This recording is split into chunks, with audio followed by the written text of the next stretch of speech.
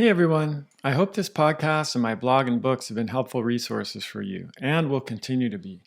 But if you've been struggling with a chronic health problem and are feeling stuck, consider coming to work with my team and me at the California Center for Functional Medicine. We work with patients all over the US and have experience treating a wide range of conditions, including GI problems, autoimmunity, hypothyroidism, cognitive mood and behavioral issues, weight gain and metabolic dysfunction, and more. Our unique model teams clinicians with nurse practitioners and health coaches, all of whom are trained in my ADAPT framework approach to provide a high level of care to our patients. This means more support between appointments, personalized guidance on diet, lifestyle, and behavior change, a cutting-edge patient portal with 24/7 access to your labs and records, handouts and resources to guide your protocols, and a team of practitioners working together on your case. We're currently accepting new patients, so if you'd like to learn more, visit chriskresser.com/become-a-patient. Hey everyone, Chris Kresser here with a brief message before we begin the podcast. Imagine a career that draws on your passion for wellness and disease prevention, that harnesses your ability to support and connect with others, that helps you to develop as a person while you help others to do the same. What if you could earn a living while making an impact on thousands of people's lives and even on the future of healthcare? That'd be pretty great, right? Well, that job does exist. It's the job of a health coach, and I believe that health coaches will play a crucial role in the future of medicine, not only in the US, but around the world. 1 in 2 Americans now has a chronic disease, and 1 in 4 have multiple chronic diseases. Chronic disease is destroying our quality of life, shortening our lifespan, bankrupting governments, and threatening the health of future generations. And our medical model is not prepared to address it. Why? Because the only way to prevent or reverse chronic disease is by changing our diet, lifestyle, and behavior. And conventional medicine is simply not set up to do this. Bottom line, we need people who can provide this support to help people make the changes they need to make to save their lives. We need empathetic and compassionate people with a skill for connecting and a passion for change. And my job is to make sure they have all the training they need to do their job so well they will change the future of healthcare.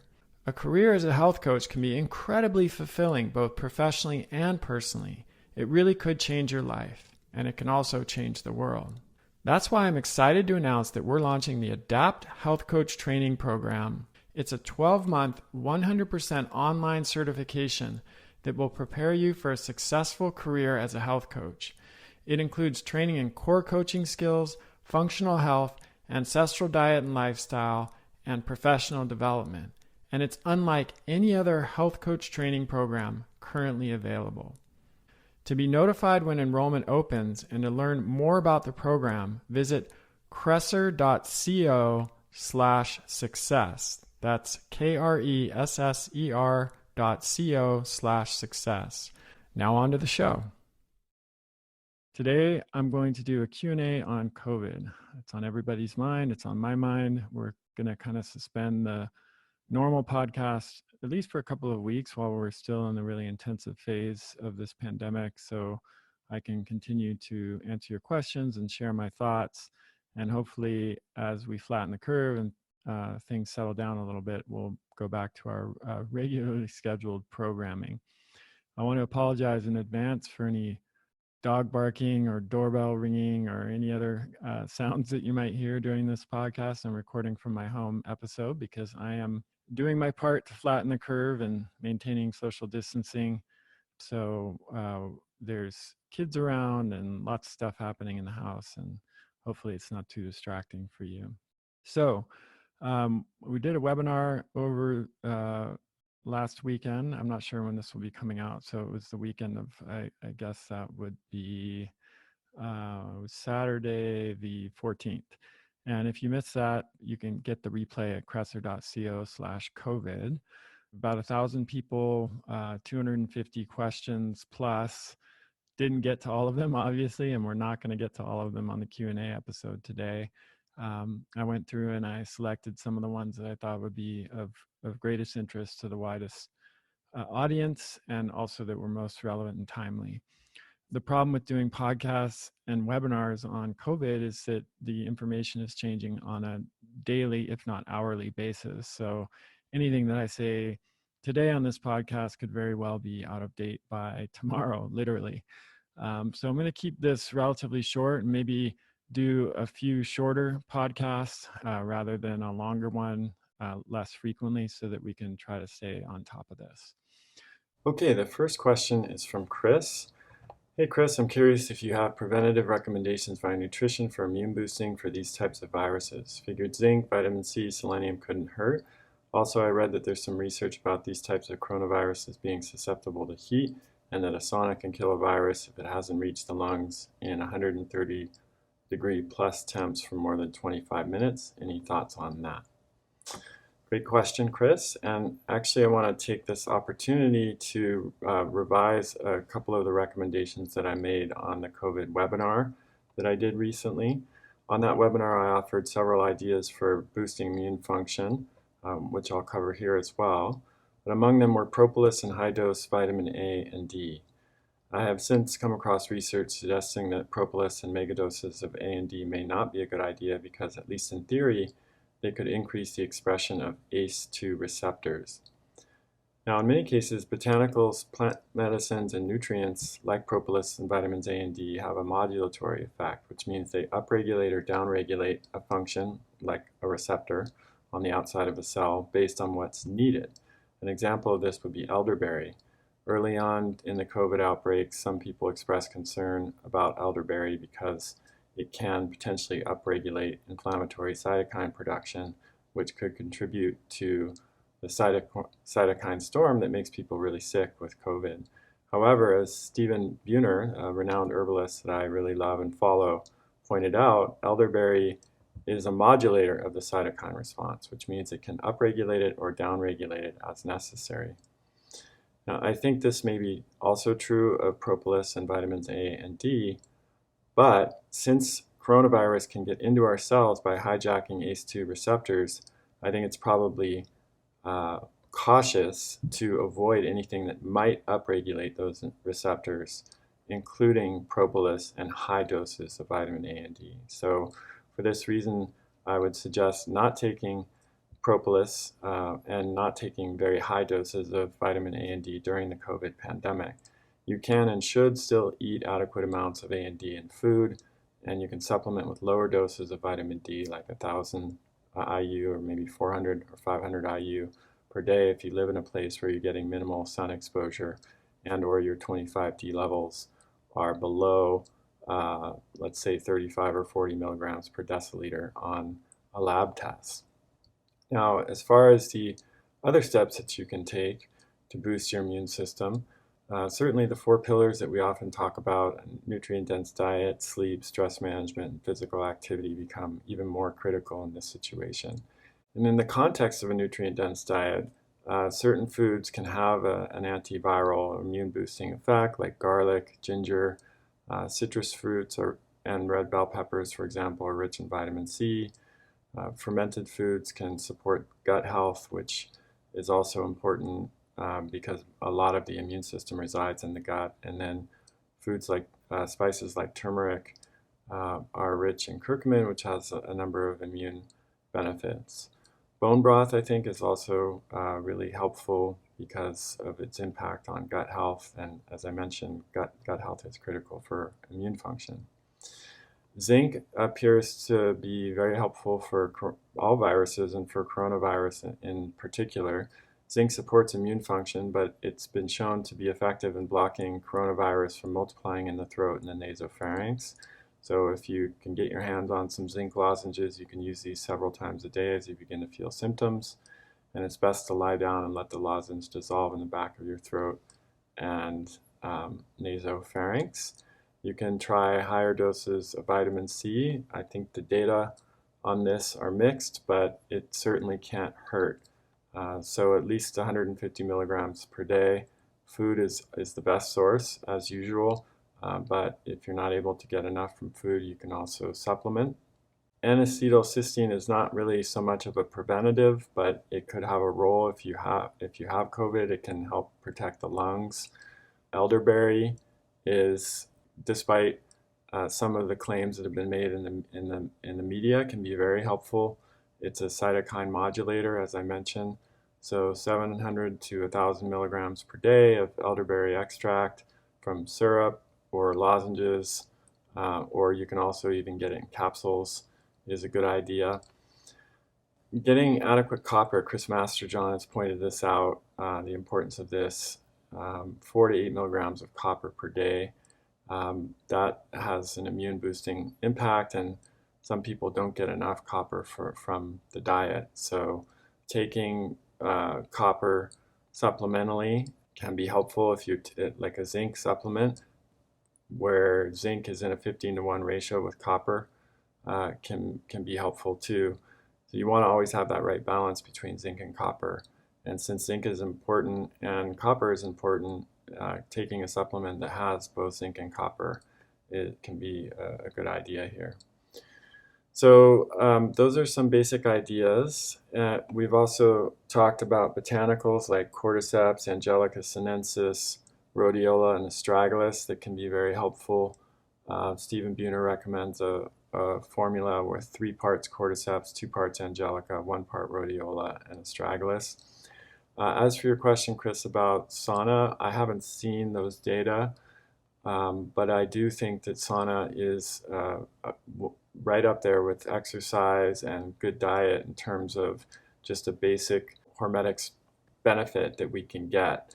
You know, the expression of heat shock proteins and the photobiomodulation, if you're doing infrared saunas, all can support healthy immune function. And if you have access to a sauna, I think using it regularly during this period makes sense. Okay, next question from Phoebe. On my last podcast, I mentioned the Buhner botanical formula of cordyceps, Angelica, rhodiola, and astragalus, which I just mentioned again.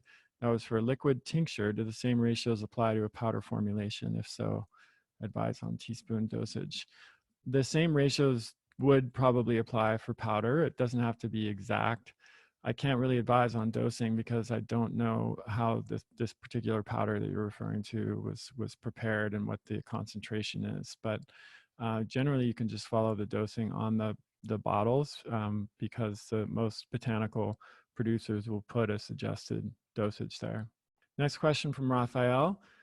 I heard the UK is not doing much because the government thinks that a lockdown can kill more people than the actual disease. This may have some sense. In Peru, for example, most people, more than 60%, live day by day. Economy is very informal. Essentially, many people, if they don't work, they won't eat. And here the government's taking extreme measures with just 20 to 30 confirmed cases, and I agree. I just have mixed thoughts about this. I'd like to hear more opinions. It's a totally valid question. There's been a fair amount of discussion about this in the media. And I actually, just an hour before sitting down to record this podcast, I saw an article about how the UK may now be shifting their stance because they've realized that they may not be able to mitigate the impacts of this as well as they thought that they would. What's more, there was an open letter penned and signed by over 600 behavioral scientists in the UK that criticized the policy in the UK, which was, according to the media articles that covered the policy, based on the idea that behavioral fatigue would set in with social distancing requirements and people wouldn't be able to do it and therefore it wouldn't be effective. And the behavioral scientists who challenged that asked to see what evidence that was based on, because they disagreed as behavioral scientists and were recommending much more aggressive early measures like the ones we discussed over the weekend on the webinar and the ones that are now happening in the US. But the UK government didn't provide any of the justification behind their decision. So I think we're going to see a shift in the policy in the UK. At the same time, that doesn't invalidate your question, Raphael. It's completely it's worth asking, and it's true that many people will be harmed by these draconian measures that are being put in place. And as usual, people with the fewest resources will be harmed the most, and that is a very unfortunate reality with this kind of thing. And we can see it in developing countries like Peru, But we'll also see it with people even in the developed world who are living from paycheck to paycheck, which is actually most of Americans. We'll see it impact healthcare workers.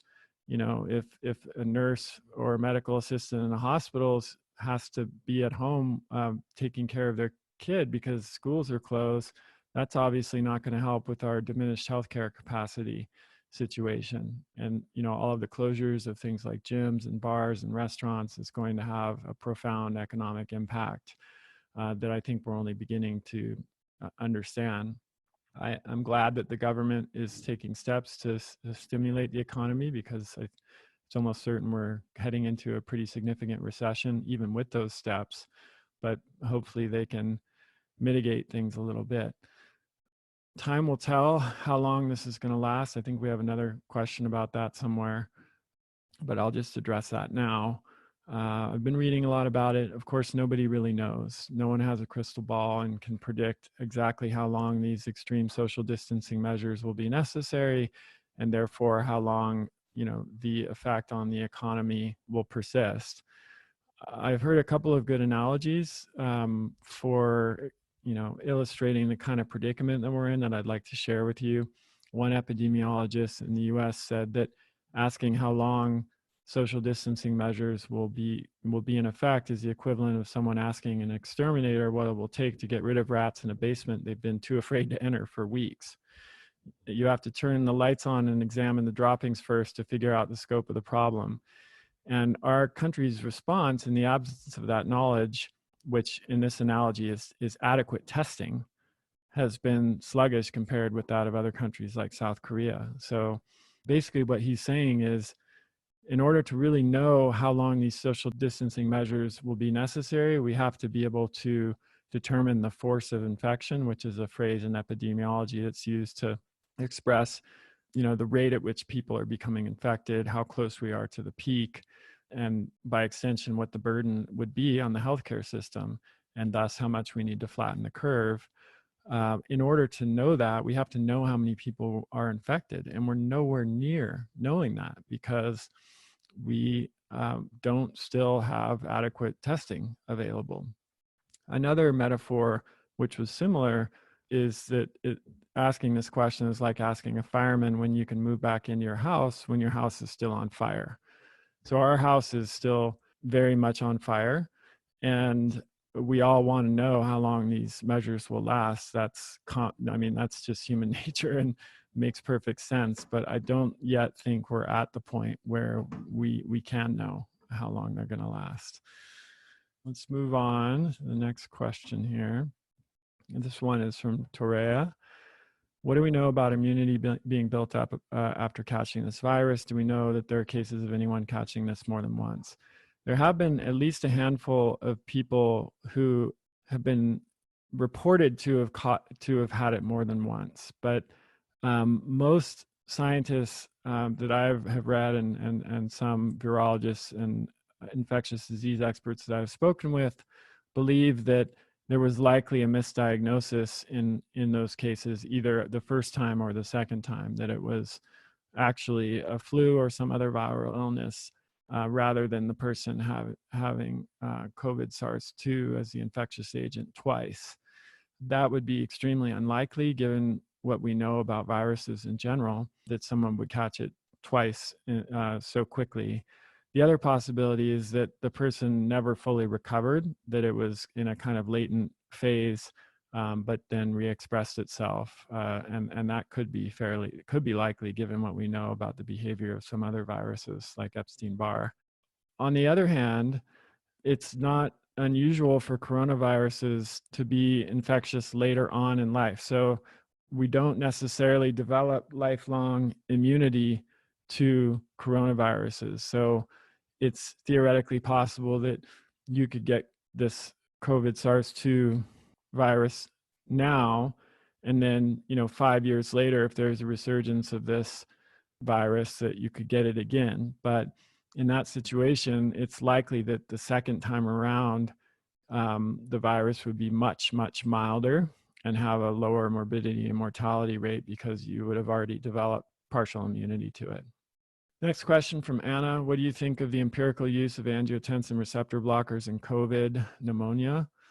Is there hope there? So this is referring to one of the mechanisms by which COVID causes problems. It affects ACE2 receptors. And so the idea is that using these receptor blocker drugs, which are typically prescribed for blood pressure, high blood pressure, might be helpful. I don't think we know the answer to that question yet. And there's even some possibility that using these drugs could actually increase the risk of COVID complications. And Peter Attia, who's a colleague in the functional medicine space, did a podcast a few days ago where he was discussing this possibility. I think right now the safest guidance is for patients who are taking these drugs not to stop taking them, and also not, if someone is not yet taking them, not to take them with the idea that they will prevent complications, or if you have COVID, not to take them without specific guidance from your doctor, because I just don't think we know yet. Next question is from Ed. What's the reasonable estimate of the ratio of verified cases to actuals? For example, the official number is 1,000, but in reality, is it 100,000? Because not everyone that gets it is tested and registered. Yes, that's a great question. Unfortunately, it's one that we can't answer because we aren't doing the testing. Now, that said, I saw a study that just came out of Wuhan that suggests that the rate of true cases compared to confirmed cases is anywhere from 5 to 10x, with 10x being more likely. So if there were 1,000 cases documented, in reality, it could be 10,000. Now, keep in mind that came out of Wuhan, and it's not necessarily true that we'll see the same ratio here. The virus may express differently in different populations. We know now that people can be totally asymptomatic with this virus. One of the Utah Jazz basketball players, I can't remember which one, I read an interview with him, and he said, basically, I have zero symptoms. If I had to play a 7-game, series in the finals, NBA finals tomorrow, I wouldn't bat an eye. I'd lace up my sneakers and I'd be fine. That's disturbing because, of course, if someone is not symptomatic, and especially if they're not aware of the need to flatten the curve and practice social distancing, then they can be infecting a large number of people without even knowing it.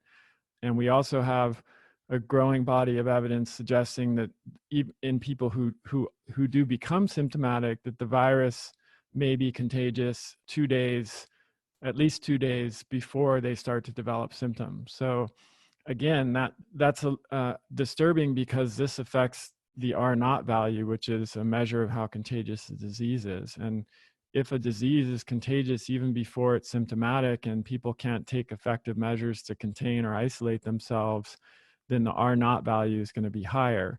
And when the R0 value is higher, that means more people will get it. And if more people get it, then more people develop serious illness and die, because the morbidity and mortality is a percentage of the people who get it. So if you increase the number of people who get it, then of course you're going to increase the morbidity and mortality. So, how serious a disease like this can be is a factor of both the R0 value, the contagiousness, and of the fatality rate and the morbidity rate. Next question is from Ellen. How long does the virus last on surfaces like doorknobs, the mail, and packages? Again, we don't know for sure yet. I just saw a study come out on this. Interestingly enough, cardboard was one of the most resistant surfaces. I think it was coronavirus survived for about 24 hours on cardboard, and also copper. On some surfaces like plastic and glass, it survived 3 days or more. And in some situations, it may be just a few hours. But I think we can safely say it's more than a few hours and probably less than 5 days in most cases, with maybe a median being anywhere from 6 hours to 3 days. So this does make disinfecting surfaces very important if you're sheltering in place and you're in a high risk population and you have people delivering packages or coming to the house, then sheltering in place is a good idea. If you're able to create a kind of staging area in your house where you can leave the packages that have been delivered for at least 3 days before handling them, that may be a good idea, because it's pretty hard to disinfect cardboard, for example, or handling them with gloves, nitrile gloves, for example, and then discarding the gloves right after you handle the packages and open them, and then washing your hands right afterwards. So taking adequate precautions especially if you're in that higher risk population. Next question from Drew: would someone with an autoimmune thyroid condition be considered at risk? Unfortunately, I'm going to have to say I don't know. Again, there's so much we don't know yet. I can give you a kind of an intuitive sense. I don't think that someone with an autoimmune thyroid condition would likely be considered at anywhere near the same risk as someone with, who is a former smoker or who's had cancer recently, or who has type 2 diabetes, or who has, some kind of upper respiratory disease, chronic lung or respiratory disease. What we know, we know about those conditions from the data, and based on what we know about how the coronavirus affects the body and the pathophysiology that it leads to, it's, to me, less likely that someone with an autoimmune thyroid condition, or even some other autoimmune conditions that don't necessarily significantly lead to an immunocompromised state, would be at higher risk. That said, it may make sense to exercise a little bit of extra caution in that situation, just because there is some challenge with the immune system there, especially if it's not well controlled. Next question from Dina: what's the probability of this virus eventually dwindling out this year, but coming back more fiercely the following season and hitting the population that hadn't contracted it this year even harder than the initial outbreak? Unfortunately, there's a pretty high probability that coronavirus is here to stay.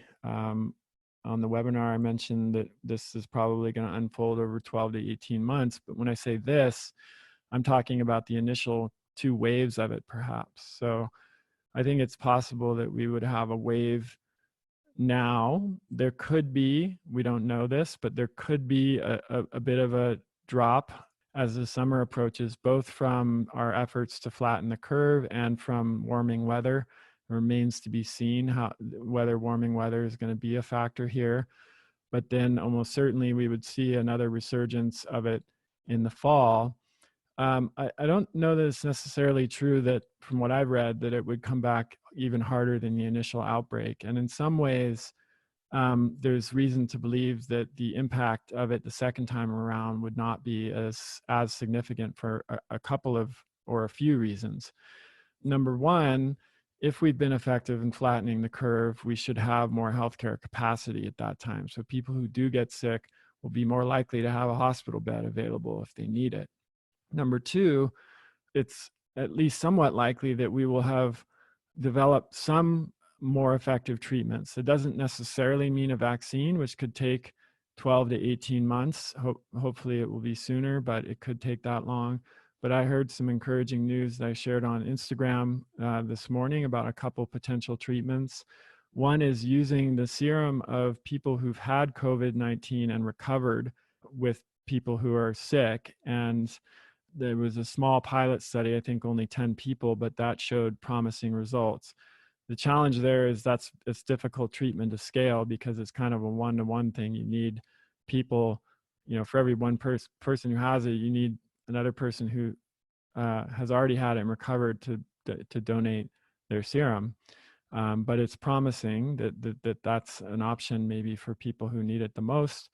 And then another potential treatment is chloroquine phosphate, which is an old drug that used to be used for malaria. And that has been shown in some studies in China to be effective for COVID-induced pneumonia. So this is still relatively early, and we already have a couple of options that seem promising. So as time goes on, we'll probably have more of those. So yeah, I think we're going to be dealing with this for a while. That's the bad news. But the hope is that by taking these aggressive measures now, we can lessen the the complete overwhelm of the healthcare system that would otherwise happen. And the reason that that's important is if the healthcare system gets completely overwhelmed, the mortality rate could be more like 3 to 5% or even higher, versus what is more likely if the healthcare system is not overwhelmed, which might be something like 1%. And that's a huge difference in terms of the number of deaths that could come from this disease when you're talking about such a large number of people infected. So if you do the math, if you're talking about potentially 40 to 70% of the population becoming infected over time, we want to keep the mortality rate as low as possible. Next question from Craig: what are we looking at for the incubation period based on the existing data? From what I've seen, and the most recent thing I've seen on this is a couple days old, so it might have changed, is 2 to 7 days with a median of 4 days. But I've seen some estimates that it could be as long as 14 days. So that's another thing that makes this challenging. If the incubation period is that long, and especially if people are contagious before they start to become symptomatic, then that makes it really challenging to deal with. Celie asked, what about wearing shoes in the house? If we've been at the grocery store or gas station, should we always start separating our shoes from where we walk in the house? Could it be contagious in that way? It could be, in theory.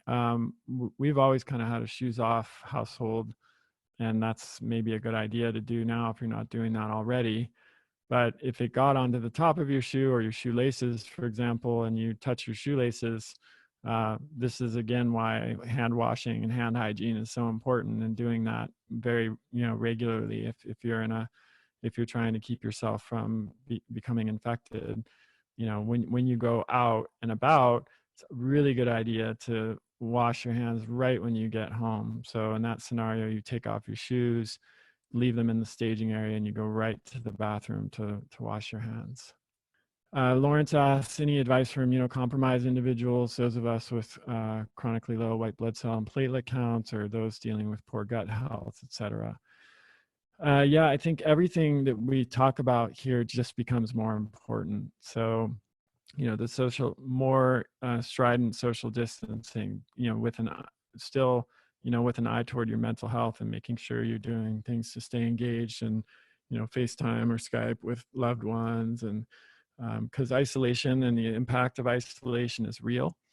And ironically, it can affect the immune system in a negative way. So, we do have to be cognizant of that. But, everything that we've talked about so far, all of the immune boosting measures, and making sure you're getting adequate nutrition, getting extra amounts of sleep and rest, doing, whatever amount of physical activity helps support your immune system. And I would say stress management is critical in that state, especially. All of those things become just even more important.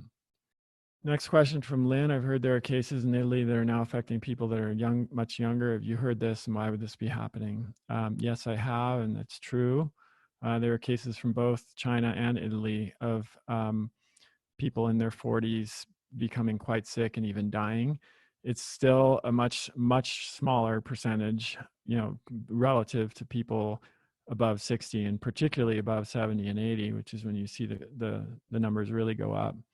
We don't yet understand that. It's also true that the people who are younger, who are getting more sick, tend to be healthcare workers. So we don't yet understand why that is. It's possible that it's a question of the amount of exposure. So healthcare worker perhaps just getting exposed to massive amounts of the virus, and it overwhelms their system such that, although if they were exposed to it, in a more normal fashion, it wouldn't be an issue. But in this case, it is. Frankly, we just don't know. But when I shared some of the statistics on the webinar, the mortality rate for people, let's say from like 20 years old to 50 years old, is not zero. It's actually pretty close to zero. I think it's around 0.2 to 0.4%. So people have died in that age group, and people have gotten quite sick, but it's just a much lower percentage than people in the higher age group, and may even be a lower percentage than influenza. I'm not sure. I don't have those numbers in front of me. Next question is Paul. How comparable in terms of effectiveness of reducing transmission is the current level of intervention shutdown in the US to the draconian authoritarian actions that China took? I think in the last 24 hours, it's gotten closer, but we're still not there. I think China had certain measures like mandatory temperature testing in workplaces. That's what Taiwan did. If people went to work, they had their temperature was taken at the door, and if they had a fever, they were sent home. That was also true at any other kind of group gatherings. So there was kind of another step in terms of monitoring.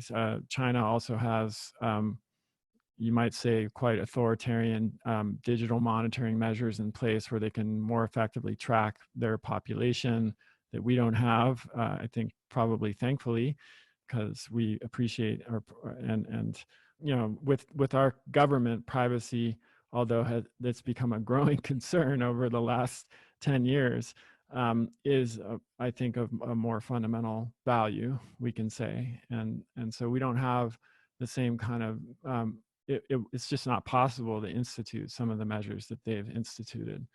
But I have seen, I'm encouraged by the response that our government does seem to be taking this seriously. I still think the federal government could do more to standardize the response. We're seeing different response in different states, and I'm concerned about that.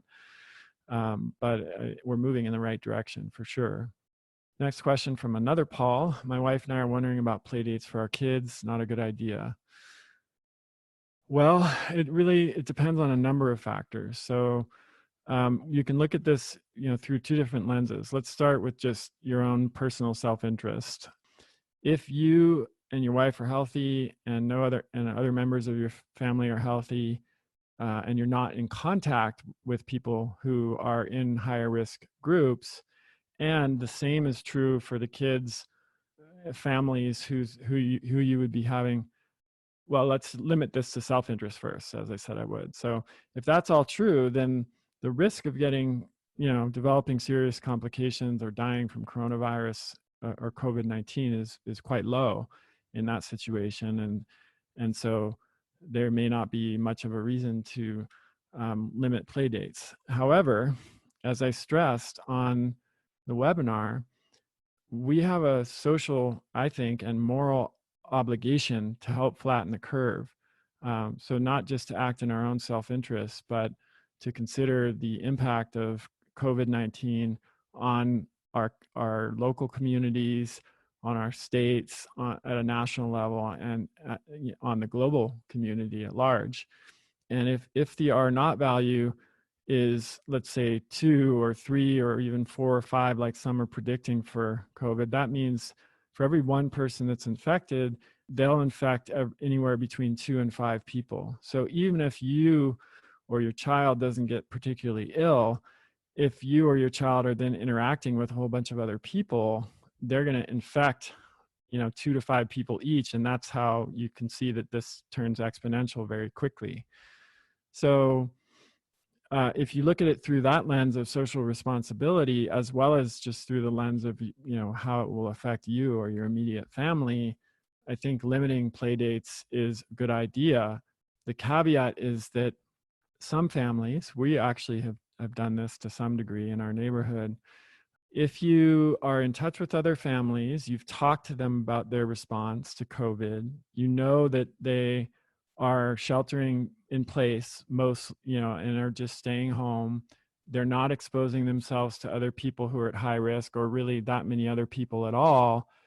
Then I've heard of families doing, and again, we're kind of working on this ourselves, creating like maybe a network of 3 families that have play dates with their kids in those 3 houses and agree to all follow the same kind of social distancing measures and sheltering in place, and not exposing themselves to the broader community, and especially not to people at risk. Then that might be one kind of way around this. Again, we're going to be balancing the need to flatten the curve and, slow the spread of, because we're not going to halt it, slow the spread of this condition, this pandemic, with, our own need for connection and community, and avoiding the potentially serious social and economic consequences of isolation. And there's no perfect approach here. We're dealing with lots of different shades of gray. It's not black or white.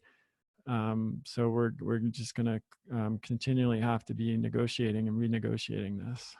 Next question from Anonymous: should we get enough cash to last a few weeks from the bank? I'm going to combine this with questions about electricity and water. We've had a few of those. Currently, I'm not seeing it as being likely that we'll have, banks shutting down and runs on the banks. In fact, some states have actually outlawed using cash because of the potential of cash to transmit coronavirus. So you may not even be able to use cash in certain transactions. That said, just standard disaster prep, like when I lived in California, we had a kind of earthquake prep, and part of that was having some cash on hand, having 3 days of potable water stored in water storage containers, and a couple weeks of shelf-stable food in the event that there was a power outage. Again, I don't anticipate a power outage here. I don't anticipate water supplies being shut off. That would be more consistent with something like a serious earthquake somewhere, or perhaps like a solar flare that affected the electrical grid. But in this situation, I'm not yet seeing a compelling case for that happening. Next question from Andrew: what should my wife do that's 38 weeks pregnant? That's a great question, Andrew, and I wish I could not have to say I don't know, but we don't know yet what the effects, whether pregnant women are more susceptible to acquiring COVID. We don't know what the effects of COVID are on pregnant women. But what I would say is that I wouldn't say a pregnant woman is immunocompromised, but what we know about the physiology of pregnancy is that there are pretty dramatic shifts in immune function throughout the pregnancy, and they vary. The specific ways that the immune system shifts during pregnancy varies based on the stage of pregnancy. You have a woman has a baby growing inside of her, and so the priority of the immune system that there is initially is to not reject the baby, but then later the immune system shifts in different ways. So I would definitely consider a pregnant woman to be in that at-risk population and take the necessary precautions as a result of that. Bryce asks, what are some good paleo-friendly foods to stock up on if people need to keep a supply of food? That's a really good question. I can give you some ideas of what we've done, what we've stocked up on. So bone broth is one. I mentioned that I think that that's really important and helpful in terms of strengthening the immune system and improving gut health. And it's also, we like Kettle and Fire. They're the only company that has a shelf-stable bone broth that's actually simmered for 24 hours and approaches being as healthy and good for you as making it at home. And they also make soups that have the bone broth as the base, which is pretty cool. So full disclosure, I'm an investor in that company because I really believed in what they were doing. But we have several boxes of Kettle and Fire. It's a super easy and fast way to make a quick meal, especially if you're crunched for time. So you can order some of that if you want and get a discount. Kresser.co/kettlefire, all one word. Canned fish is great source of protein and is shelf stable. So that's something else that you can stock up on. And I like Vital Choice in Washington. They have some super high quality canned seafood products. I don't have any affiliation with them. I'm not an investor, but I just like their stuff and I order from them quite a bit. I think having fats on hand is important. They're calorie dense and nourishing. And of course, we need them to function well, and we also need them to cook. So I like to keep some, coconut oil, ghee, olive oil, avocado oil. We also use lard and duck fat in our cooking, so we've got some of that around. Nut butters are great. They're shelf stable. They're nutrient dense. They go well with a lot of different foods. Coconut milk is another healthy fat. It can be used in smoothies. It can be used for sauces. Lots of different possibilities with coconut milk. Beef jerky or beef sticks or salami can be handy to have around. Again, can make a quick and easy snack. Olives, great source of fat, and quick and easy as well. Then, depending on how you tolerate them, I'm still kind of thinking more of shelf-stable stuff here. Grains like quinoa and amaranth and millet, which are non-gluten grains, are often tolerated pretty well, even by people who don't do well with other grain products. Rice, particularly white rice, is often pretty well tolerated, and lentils or split mung dal even can be tolerated by people who don't tend to do well with other beans. Oats too, particularly like sprouted oats, and even if you can't find sprouted oats, you can soak oats, and same with the grains and the beans for 12 to 18 hours, and that makes them a lot more digestible, and the nutrients are more bioavailable. Non-dairy milks like macadamia nut milk or almond milk or cashew milk in Tetra Pak containers will be shelf stable and can be used for a lot of different things. If you're a coffee or tea drinker, good to have those on hand. Dark chocolate, I think, is nice to have on hand. It can be a good, very nutrient dense, not a lot of sugar. And we got to keep living life while we're going through this stuff. Then frozen foods, again, I think it's less likely that power is going to go out. So, we stocked up quite a bit on frozen foods. So we have frozen vegetables, frozen fruits, which are actually more nutrient dense than canned varieties. So I prefer to buy them frozen if I can. We do have some canned food in case the power did go out. We've got lots of frozen meat and poultry and fish, and you can freeze butter as well.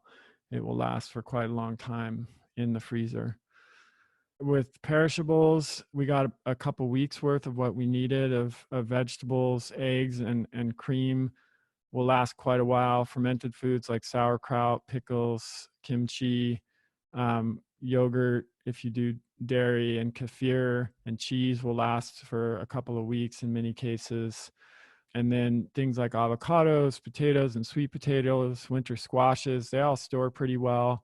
Same with stone fruits, apples and pears, citrus, melons, and peppers can all last for quite a while. And then a variety of nuts and seeds, some, snack foods like plantain chips to have around in a pinch. We get some almond flour and cassava flour based pancake mix for occasional treats. I think that's the main thing in terms of what we do and what I think would work well in this kind of situation. Okay, so next question from Danielle. What do you recommend for small business owners, healthcare providers like acupuncturists, which she is, in terms of continuing to see patients, considering the social distancing recommendations, but also that we rely on this money?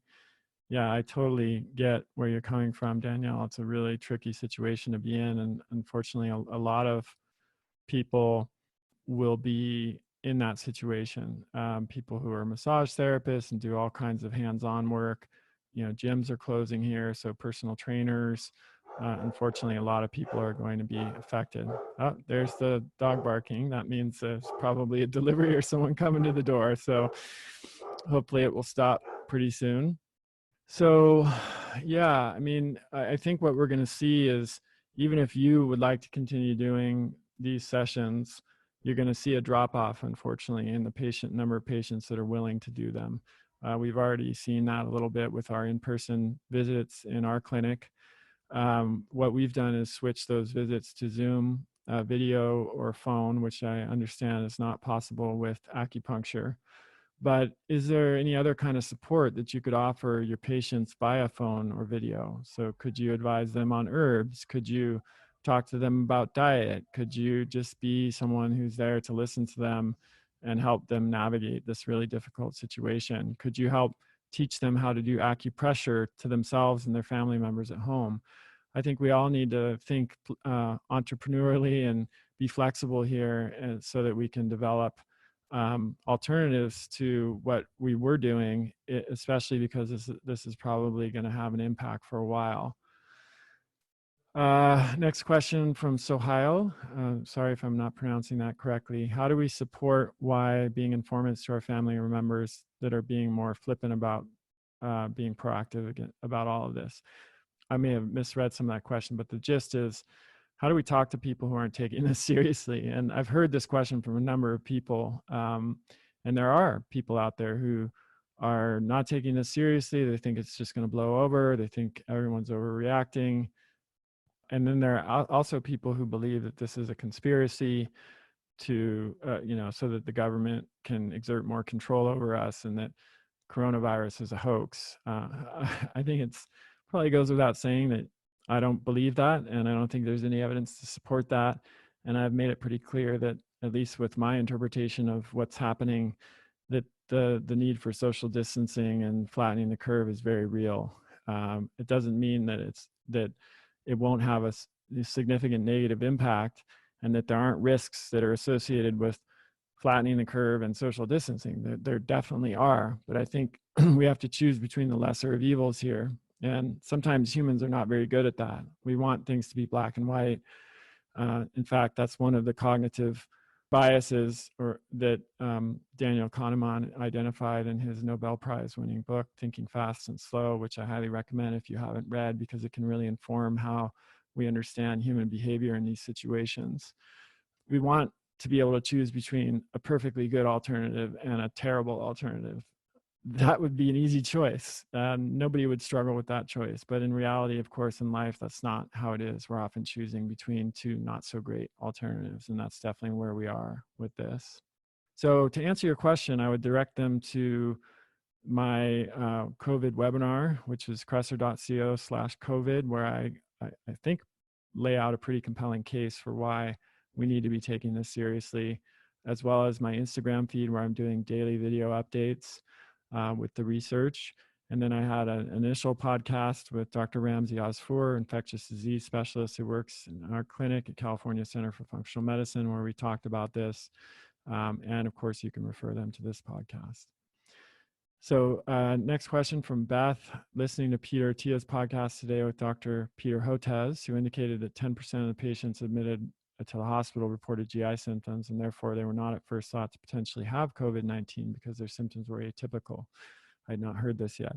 Yeah, I referred to that earlier in this podcast, and it's one of the challenges with COVID-19. And the other one is that some people are completely symptom-free or just have very, very mild symptoms and thus have no idea that they are contagious. So it's one of the many challenges that we're dealing with this condition.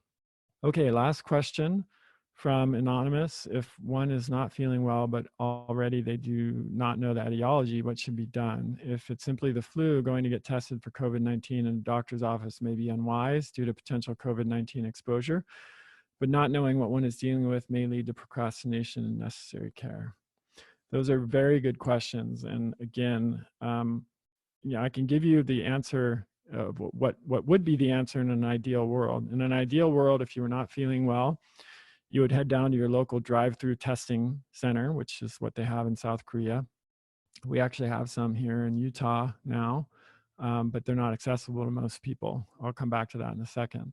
So you drive down to the local drive-through testing center. You would stay in your car. A healthcare professional who is wearing protective gear and a mask would come out and give you a swab. You would do the swab and hand it back to them and drive away. And then they would ideally within a day or two tell you the results. That is not where we are right now. Very few places even offer drive-through testing right now. And those that do, like here in Utah, you have to meet very stringent criteria. You have to have had contact with a COVID patient, a known COVID patient, and you have to meet, 5 of the 5 diagnostic criteria, you won't even be offered a test. So we're not there. Dr. Fauci, the infectious disease, I forget his exact position name for the government, but I'm sure you've seen him on TV speaking of this. He has publicly admitted that that's exactly what should be happening, but it's not happening and isn't likely to happen anytime soon. So what that means is, the answer to your question is that if you feel any symptoms that could be COVID, so any kind of flu or cold-like symptoms, including GI symptoms, you should practice isolation, not just containment and social distancing, but you should isolate yourself as if you have it, and act as if you do. And if, monitor your symptoms, and if it's it's fairly mild or even moderate flu, then the CDC is still recommending that people shelter in place, and just because there's not that much different that the hospital can do for you. If the fever gets extremely high, or you start to develop symptoms of pneumonia, start to have difficulty breathing, and it goes beyond what would be a mild or moderate flu, then that would be the time to go to the hospital. But you're not likely even going to be able to get tested in the doctor's office right now, which is the unfortunate reality. I said last question, but I'm going to do 2 more. So on the COVID webinar on the weekend, I mentioned that going camping might be a good way to kind of get outside and avoid the most severe effects of just staying at home all the time. And some folks in Moab who are in the coaching program and listen to the podcast reached out and explained that may not be a good idea, at least given how many Americans go camping. I'm using air quotes here.